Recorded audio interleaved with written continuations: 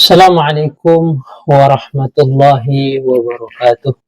Alhamdulillah, sahabat-sahabatku semuanya, dimanapun Anda berada, yang senantiasa tidak henti-hentinya mencari keberkahan yang begitu banyak di kehidupan kita yang sesaat ini atau sementara ini, dengan banyaknya mendengarkan kisah-kisah dari kekasih kita ataupun kepribadian budi pekerti Rasulullah SAW. Tentunya di balik cerita budi pekerti kisah dari sirah nabawinya Rasulullah SAW, tentu banyak sekali meninggalkan suatu makna, suatu kehidupan yang begitu luar biasa. Tentunya banyak sekali keberkahan yang dimiliki oleh Rasulullah SAW. Maka dari itu, saat ini kita akan melanjutkan dari kajian kita sebelumnya, yaitu tentang sirah nabawi atau perjalanan kehidupan Rasulullah SAW, yang tentunya beliau dalam mengemban suatu usaha dakwah yang beliau bawa untuk menjadi rahmatan lil alamin atau sebagai petunjuk bagi seluruh manusia maupun makhluk-makhluk yang ada di bumi ini untuk menggapai dari hakikatnya kehidupan, keridhaan dan kesempurnaan hidup sebelum ia menuju kehidupan yang abadi, yaitu kampung yang sesungguhnya, yaitu akhirat. Alhamdulillah, kemarin kita sudah masuk di dalam pembahasan kurang lebih yaitu Darul Arqam, yaitu tempat yang mana Rasulullah SAW gunakan untuk berkumpulnya para sahabat dalam bentuk sembunyi-sembunyi ataupun bisa dikatakan kucing-kucingan. Dikarenakan disebabkan dari banyaknya dari orang-orang yang telah memeluk Islam dari kalangan yang lemah, tentunya mereka mendapatkan suatu cobaan ataupun suatu ujian yang begitu berat. Mereka disiksa begitu sadisnya atau begitu sangat beratnya mereka disiksa. Yang tentunya upaya tersebut untuk mengeluarkan dari keimanan ataupun keyakinan mereka yang telah mereka dapatkan dari baginda Nabi Muhammad SAW. Sebagaimana ada namanya Sumayyah yang ditikam kemaluannya dan berbagai macam siksaan-siksaan yang diberikan kepada orang-orang rendahan atau orang-orang yang lemah, tentunya di kalangan para budak-budak yang telah memeluk Islam. Sehingga Rasulullah SAW dengan bijaksananya, dengan keteladanan yang begitu luar biasa, beliau telah membuat suatu tempat yaitu Darul Arqam, tempat bersembunyi-sembunyi untuk ketemu dan melakukan tentunya sembahyang ataupun sholat. Walaupun tentunya Rasulullah SAW tetap melakukan sebagaimana beliau melakukannya, atau beliau melakukan sebagaimana aktivitas biasanya. Tentunya beliau pun telah mendapatkan dukungan atau perlindungan dari pamannya beliau sendiri, yaitu Al-Muttalib. Namun tidak habis fikir ataupun tidak habis di dalam bagaimana orang-orang pemuka-pemuka Quraisy di dalam memberikan rintangan-rintangan, sehingga telah turun ayat yang mana ayat ini begitu lembut, begitu banyak sekali kebaikan-kebaikan yang didapatkan. Tentunya salah satunya mereka hijrah ke Habasyah.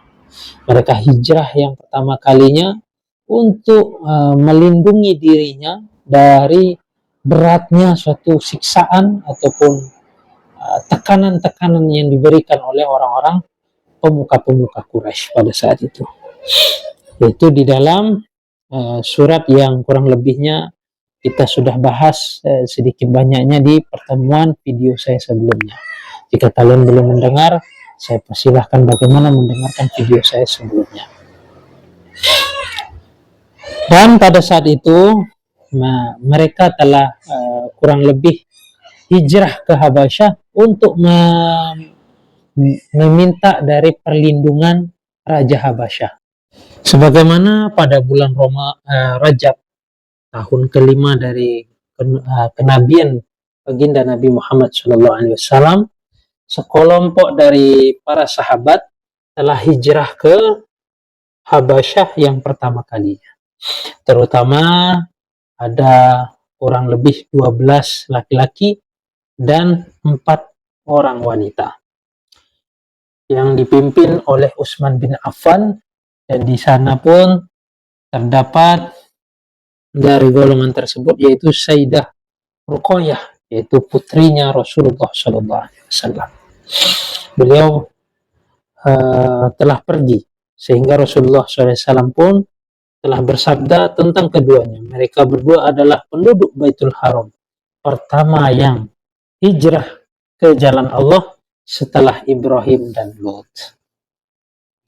Dan bagaimana hal demikian pun telah membuat pemuka-pemuka Quraisy pun geram dengan kejadian ini, dan ia berusaha bagaimana menghalangi dari para sahabat yang akan hijrah ke Habasyah. Tentunya mereka berhijrah ini untuk meminta perlindungan dari siksaan-siksaan ataupun tekanan yang begitu berat yang diberikan oleh orang-orang pemuka Quraisy pada saat itu. Alhamdulillah, setelah ini kita akan membahas kurang lebih tipu muslihat dari Quraisy dalam menghadapi orang-orang muslim yang hijrah ke Habasyah. Tentunya karena melihat kondisi pada saat itu, mereka mendengar sudah membaik Mekah. Sebagian dari mereka ada yang balik ke Mekah, ternyata tidak benar apa yang mereka dengar, sehingga terjadilah mereka akan hijrah lagi ke Habasyah. Dan bagaimana orang-orang Quraisy tentunya yang tidak memeluk dari agama Nabi Muhammad SAW, mereka membuat suatu tipu daya muslihat menghadapi dari orang-orang muslim yang akan hijrah ke Habasyah. Seperti biasanya, sebelum kita memulai dari kajian kita mengharapkan kebaikan-kebaikan ataupun keberkahan yang melalui surat Al-Fatihah. Auzubillahi minasyaitonirrajim. Bismillahirrahmanirrahim.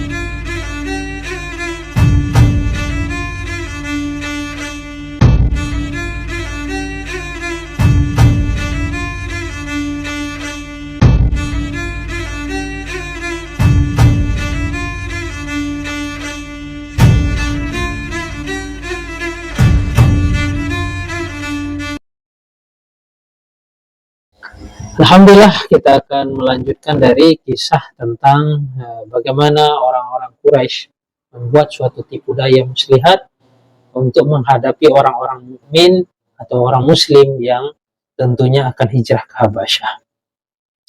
Orang-orang musyrik ataupun orang-orang yang tidak beriman sangat-sangat geram atau meradang jika melihat dari orang-orang mukmin atau orang-orang muslim itu memperoleh tempat yang tentunya aman bagi dirinya, bahkan untuk agamanya.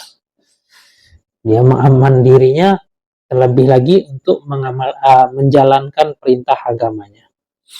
Untuk itu, mereka pun memilih dari 2 orang yang cukup terpandang dan bahkan cerdik, yaitu terutama namanya Amr bin As dan Abdullah bin Abu Rabi'ah. Sebelum dari keduanya tersebut telah memeluk Islam. Jadi ini kejadian mereka belum memeluk Islam. Jadi mereka diutus oleh orang-orang Quraisy, tentunya pemeluk Quraisy, untuk menghalangi dari orang-orang yang telah hijrah ke Habasyah, meminta perlindungan kepada Raja Habasyah. Tentunya ada hijrah yang berikutnya setelah dilakukan hijrah yang pertama tadi yang telah kita bahas, dan karena ia mendengarkan kabar bahwasanya di Mekah itu sudah aman, maka sebagian mereka ada yang balik. Ternyata tidak sesuai apa yang mereka dengar. Maka mereka melakukan kembali hijrah untuk ke Habasyah untuk menjaga dari keimanan mereka, memohon kurang lebihnya perlindungan yang diberikan, bagaimana ada perlindungan yang diberikan oleh Raja Habasyah.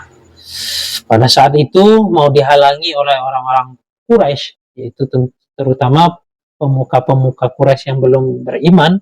Mereka menghalangi dari hijrah mereka. Ternyata mereka telah lewat dari perbatasan tersebut, sehingga tidak dapat lagi dikejar. Jadi orang-orang hijrah tersebut telah berhasil. Maka dikirimlah utusan yang untuk kurang lebihnya melobi dari Raja Habasyah pada saat itu. Yang diutus adalah Amr bin As, kemudian Abdullah bin Abu Rabi'ah. Mereka mengirim dari dua utusan itu sambil membawa berbagai macam hadiah, tentunya untuk dipersembahkan kepada Raja Habasyah atau Raja Najasyi pada saat itu. Dan terutama kepada uskup-uskupnya juga yang di sana. Terlebih dahulu, keduanya melakukan pertemuan kepada uskup-uskupnya terlebih dahulu. Dan sambil menyerahkan apa yang telah mereka bawa. Itu tentunya hadiah.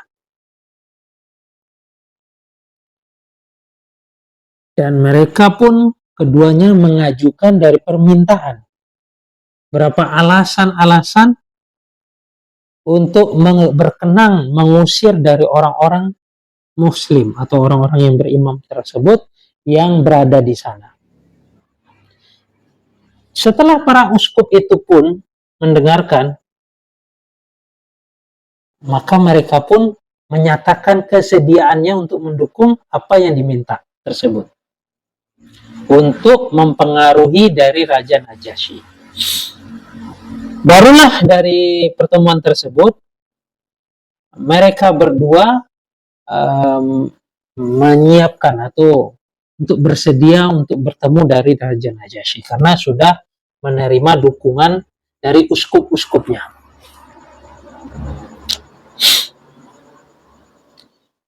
Tentunya tidak berhenti di situ saja. Dia tidak memberikan pada uskup, dan masih banyak hadiah-hadiah yang akan mereka serahkan, berbagai macam bentuk hadiah yang akan mereka serahkan kepada Raja Najasyi. Sambil ia pun berkata, "Wahai Tuan Raja, sesungguhnya ada beberapa orang-orang bodoh," katanya, "yang telah menyusup ke negeri Tuan. Mereka ini telah melecehkan ataupun telah mempecah belah agama dari kaumnya. Juga tidak mau masuk kepada agama Tuan." Jadi pelobian demikian. Mereka ini adalah orang-orang yang telah membuat suatu pecah belah di dalam agama di negaranya atau di tempat dia tinggal, kaumnya. Dan dia pun ke sini tidak juga mau beriman atas agama Tuhan. Itulah dia kurang lebih menyatakan lobbynya.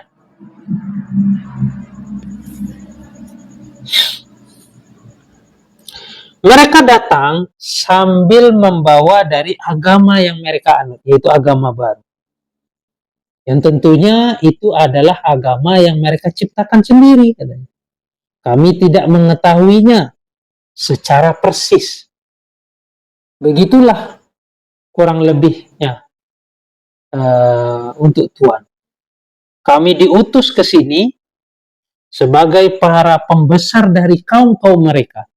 Atau kami diutus dari pembesar-pembesar atau dari suku-suku mereka.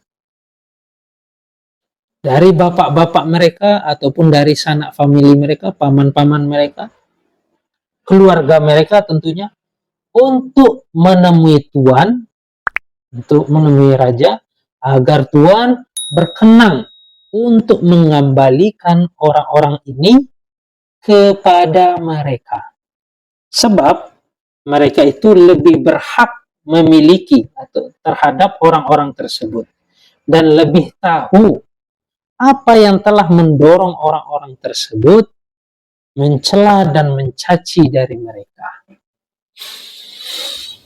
Begitulah kurang lebihnya permintaan, sangat lembut, dan bagaimana Amr bin As ini sudah begitu yakin dengan apa yang dia sampaikan, tentunya Raja Najasyi akan menerima dan tidak ada kata penolakan lagi.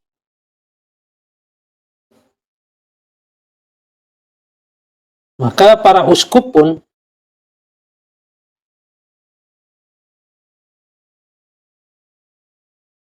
mengatakan, benar apa yang dikatakan oleh mereka berdua, wahai raja, baginda raja. Maka serahkanlah kepada mereka. Serahkanlah orang-orang tersebut kepada mereka berdua, agar keduanya kembali dengan membawa mereka ke kaumnya dan negerinya. Nah, itulah yang diucapkan para uskup, karena uskup ini sudah mendukung dari apa yang telah disampaikan oleh Amr bin As dan Abdullah bin Rabi'ah sebagai orang yang memang pandai di dalam mengatakan demikian. Kita bisa mendengarkan bagaimana perkataannya tersebut tidak ada terselip dari untuk mengelak dari perkataan dari permintaan tersebut, sehingga tambah lagi diperkuat oleh uskupnya menyatakan benar wahai baginda raja, kita serahkan aja kepada mereka berdua untuk dibawa ke negerinya. Akan tetapi Raja Najasyi mereka merasa perlu untuk meneliti secara detail masalah itu untuk didengarkan dari masing-masing pihak. Jadi dia Raja Najasyi ini tidak mendengarkan sepihak, ingin mendengarkan dari masing-masing pihak. Maka Raja Najasyi pun mengirim dari utusannya untuk menemui dari orang-orang muslim dan mendatangi mereka untuk menghadap kepadanya, itu mendatangi dari orang-orang muhajirin tersebut dan mendatangkannya ke hadapannya. Setelah itu para muhajirin pun datang, tentunya dengan penampilannya yang sangat tampak.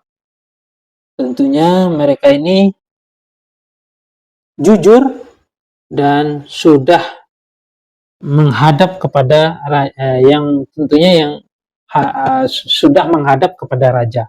Sebelumnya ya mereka sudah menghadap juga kepada raja. Maka Raja Najasyi pun berkata, mereka kan didatangi dan diminta untuk datang, dan raja pun bertanya, macam apa dari agama kalian tersebut? Bagaimana bentuk dari agama kalian tersebut? Yang karena agama itu kalian telah memecah belah dari kaum kalian. Kalian juga tidak masuk kepada agama kalian, serta tidak satupun dari agama-agama ini. Jadi agama ini, kalian ini melakukan suatu agama ini telah memecah dari kaum kalian. Dan sini pun kalian tetap menjalankannya, tidak apakah beda dengan agama-agama lainnya, begitu. Kurang lebihnya demikian. Lalu Ja'far bin Abdul Muthalib yang menjadi dari juru bicara pun bagi orang-orang mukmin, tentunya pada saat itu muslim, menjawab, wahai Tuan Raja, dulu kami adalah pemeluk dari agama jahiliyah. Kami menyembah sebagaimana yang mereka sembah, yaitu para berhala-berhala, memakan dari bangkai, berbuat suatu seenaknya di dalam tanda kutip tidak menghormati wanita, lakukan suatu sebagaimana jahiliyah.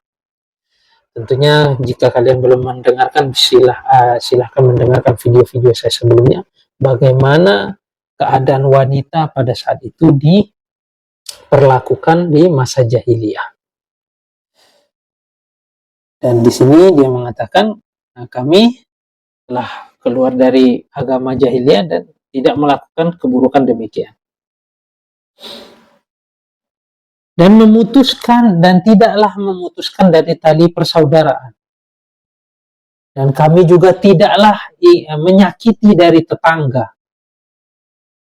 Dan kami yang kuat tidaklah memakan ataupun menindas dari yang lemah. Begitulah gambaran dari kami yang bisa kami ceritakan terlebih dahulu. Hingga Allah pun telah mengutus seorang nabi atau seorang rasul dari kalangan kami sendiri, yang kami ketahui bahwasanya dari nasabnya, dari kejujurannya dan amanahnya, dan tentunya kesucian dari jiwanya, beliau telah menyeru kepada kami, kepada Allah, untuk mengesahkan dari Allah dan menyembah dari Allah, serta meninggalkan dari penyembahan-penyembahan kami. Tentunya daripada bapak-bapak kami yang mereka telah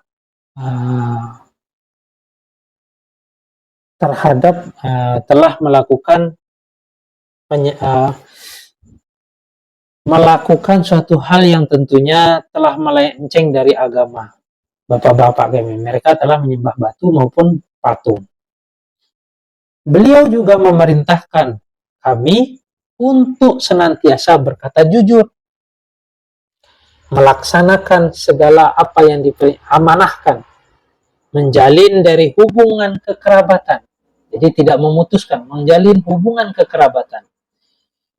Beliau melarang kami untuk melakukan suatu hal yang melecehkan atau suatu hal yang buruk kepada seorang wanita, berkata palsu, ataupun mengambil dari harta orang yang lemah, terlebih kepada anak yang yatim dan piatu, dan menuduh dari wanita-wanita suci yang tentunya tidak baik kepadanya.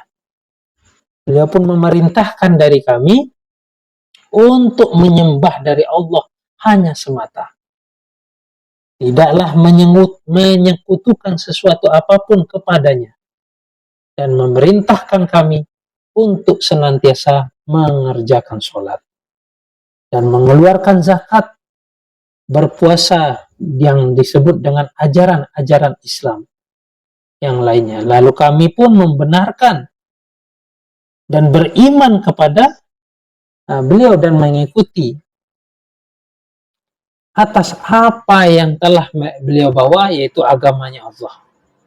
Lalu kami pun menyembah Allah hanya semata, tidak menyekutukan sesuatu apapun kepadanya. Kami mengharamkan apapun yang telah diharamkan kepada atas kami, dan menghalalkan apapun yang telah dihalalkan bagi kami.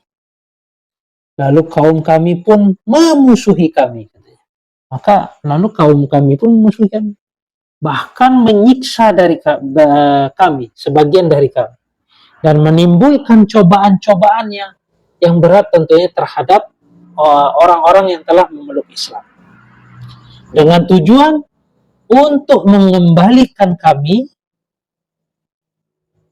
kepada penyembahan apa yang mereka telah yakini, yaitu penyembahan agama mereka terhadap patung, tanpa diperbolehkan untuk menyembah dari Allah, agar kami menghalalkan berbagai macam untuk berbuat keburukan sebagaimana seperti dahulu. Setelah mereka menekan dari kami dan bahkan berbuat semena-mena, mempersempit ruang kami dan menghalangi berbagai macam cara pada diri kami, terlebih kepada agama kami, maka kami pun pergi ke negeri ini, ke negeri Tuhan tentunya, dan memilih Tuhan adalah daripada orang-orang lain. Kami gembira atas mendapatkan sambutan dari Tuhan dan perlindungan dari Tuhan.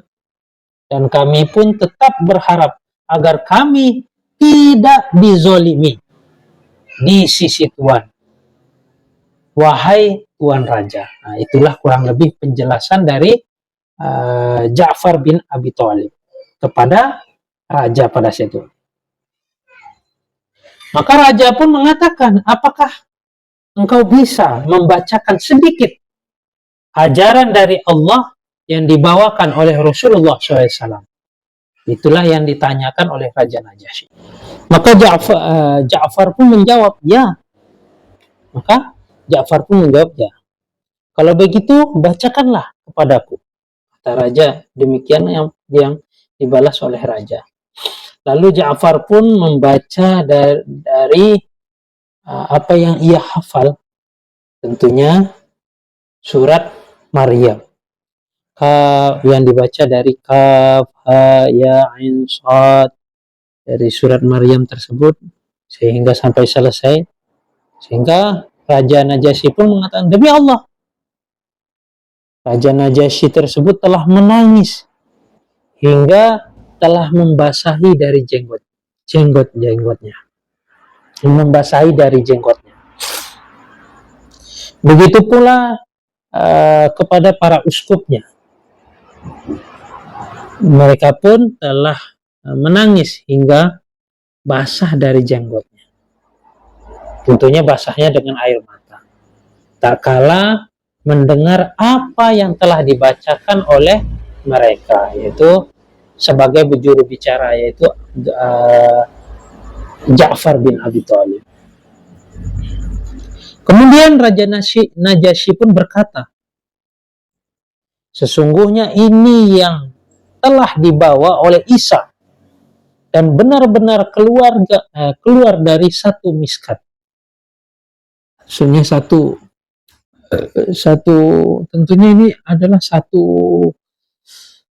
sesuai apa yang dibawa oleh Nabi Isa. Satu miskat ini satu pemberi, yaitu Allah Azza wa Jalla. Kurang lebihnya demikian. Itulah yang disampaikan oleh Raja Najasyi. Pergilah kalian berdua. Sehingga dengan hal tersebut diusir dari Amr bin As dan kemudian juga Abdullah bin Rabi'ah. Demi Allah, aku tidak akan menyerahkan mereka kepada kalian. Sama sekali saya tidak akan menyerahkan. Dan sama sekali tidak, apapun caranya, saya tidak akan memberikannya. Maka dari keduanya tersebut telah beranjak pergi dari hadapan Raja Najasyi. Namun Amr bin As pada saat itu dia berkata kepada Abdullah bin Rabi'ah. Ini dia ada merasa gagal ini, dia merasa bisa ini. Amr bin As pun berkata kepada Abi Rabi, demi Allah, besok aku benar-benar akan mendatangi mereka dengan sesuatu seperti yang biasa memusnahkan tanaman mereka. Maksudnya mereka akan betul-betul akan murka raja dan akan mengusir dia. Jadi Amr bin As sudah memiliki cara karena gagal dengan cara tersebut. Jangan kau lakukan, kata orangnya Rabi'ah. Karena mereka masih mempunyai kekerabatan kepada kita. Sekalipun mereka tersebut telah keluar, maksudnya telah menentang kita, itu agama kita yang kita. Begitulah kurang lebih kata Abdullah bin Rabi'ah. Tapi Amr bin As tetap bersekukuh dan akan melakukan apa yang dihendaki. Besok harinya Amr bin As pun menghadap kepada raja. Wahai Tuan Raja, sesungguhnya mereka telah menyampaikan perkataan yang tidak bisa dianggap enteng tentang Isa bin Maryam. Raja Najasyi pun mengirim utusan untuk menanyakan kepada orang-orang Muslim yang telah hijrah ke tempatnya tentang apa pendapat mereka tentang Isa. Tentu saja mereka menjadi risau ataupun kaget dari orang-orang mukmin. Akan tetapi mereka semua sudah sepakat untuk berkata apa adanya, apapun yang akan terjadi. Setelah mereka menghadap kepada Raja Najasyi tentunya, dan Raja Najasyi pun bertanya tentang hal tersebut kepada mereka. Ja'far pun menjawab, kami katakan seperti yang dibawakan oleh Nabi kami, bahwa Isa itu adalah hamba Allah, Rasul, bahwa utusannya, Rasulnya, dan rohnya, dan kalimatnya yang disampaikan kepada Maryam, sang perawan yang suci. Najasyi pun mengunggut-unggut potongan dahan dan tanah. Memungut dari potongan dahan dan tanah. Kemudian berkata, demi Allah, Isa bin Maryam tak berbeda jauh dengan apa yang engkau katakan, seperti potongan dari dahan ini. Karena mendengar dari para uskup, Najasyi pun karena telah mendengar dari para uskup Najasyi yang mengendus, maksudnya gagal lagi, begitu kurang lebihnya ya. Maka Raja Najasyi pun berkata lagi, demi Allah, sekalipun kalian itu mengendus, maksudnya kalian tuh ada merasa mengeluh. Kemudian Raja Najasyi berkata dari orang-orang mukmin, pergilah kalian. Kalian aman berada di tempat kami atau di negaraku. Siapa yang mencaci kalian adalah orang yang tidak waras, katanya. Sekalipun aku mempunyai dari gunung emas, aku tidak suka jika menyakiti dari salah seorang di antara kalian. Lalu Raja Najasyi pun berkata kepada para pengiringnya, kembalikan hadiah yang dibawa oleh dua orang ini, dari dua orang utusan ini. Aku tidak membutuhkan dari hadiah-hadiah tersebut. Demi Allah, dia tidaklah meminta uang dari sogokan, dari apapun. Tentunya aku mengembalikan dari hal tersebut. Dan aku diberikan kerajaan oleh Allah, diamanahkan, tanpa memberikan suatu hal sogokan. Yang tentunya itu uang tidak pantas untuk kuterima, katanya. Sebagaimana yang mana Tuhan telah mengamanahkan kekuasaan bagiku. Orang-orang tidak perlu patuh kepadaku, sehingga aku pun harus patuh kepadanya. Ummu Salamah yang meriwayatkan dari peristiwa ini pun berkata, lalu dari keduanya beranjak dari hadapan Raja Najasyi dengan muka masam, karena apa yang dia bawanya juga beranjak dari hadapan Raja Najasyi. Maksudnya apa yang diberinya, hadiah yang untuk menggiurkan, itu pun ditolak oleh Raja Najasyi.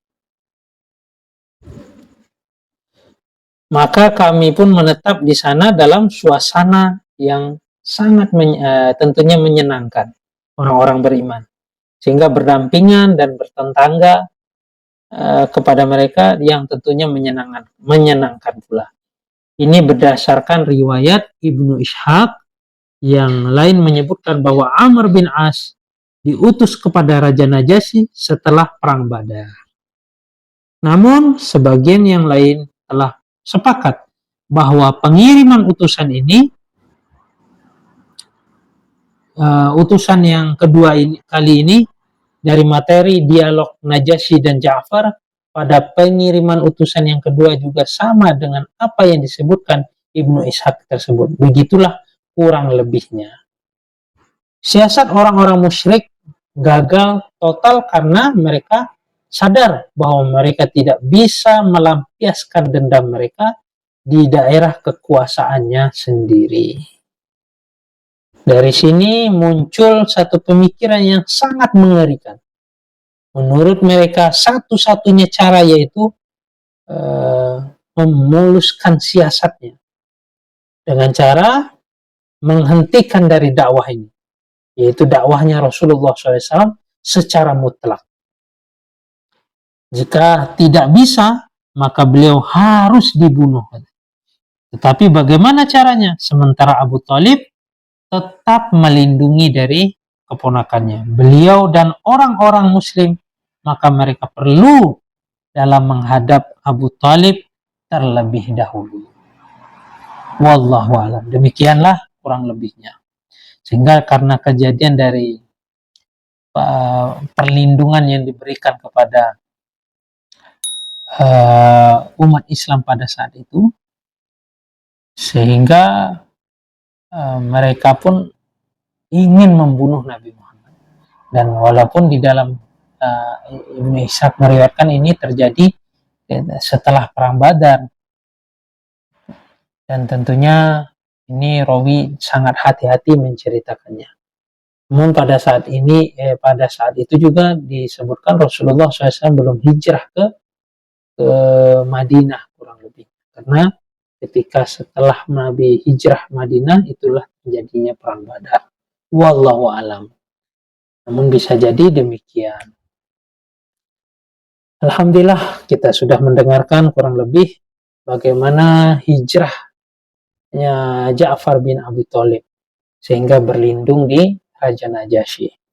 Sehingga bisa kita lihat di dalam kehidupan Rasulullah SAW, keteladanan Nabi. Ini bisa kita ambil pelajaran sebagaimana tentunya jika agama Islam terlindung untuk bebas dalam mengamalkan Islam, tidak ada suatu kezaliman, maka tidak ada namanya harus menghilangkan pemerintahan tersebut.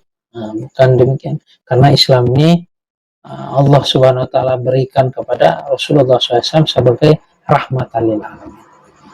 Alhamdulillah, mungkin sampai di sini kajian kita. Jika kalian merasa baik, merasa bagus, silahkan kalian share sebanyak-banyaknya dan jangan lupa tekan like. Jika ingin mendapatkan notifikasi, silahkan tekan subscribe. Wabillahi taufiq wal hidayah. Assalamualaikum warahmatullahi wabarakatuh.